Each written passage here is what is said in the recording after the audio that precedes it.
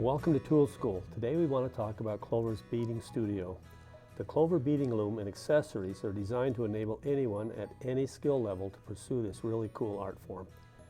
The beading loom itself is a cleverly constructed tool that makes the physical setup and manipulation of our beading projects simple and precise.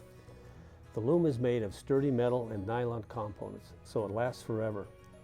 The range for working space on the loom can be set from 2.5 inches to 8 inches. The use of rollers at either end of the loom makes the eventual length of our completed project entirely up to us.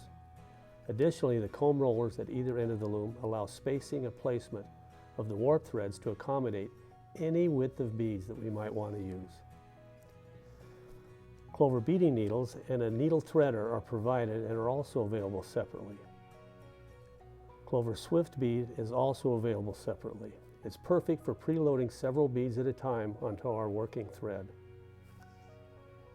Clover beading thread is 100% spun polyester and available in 4 colors.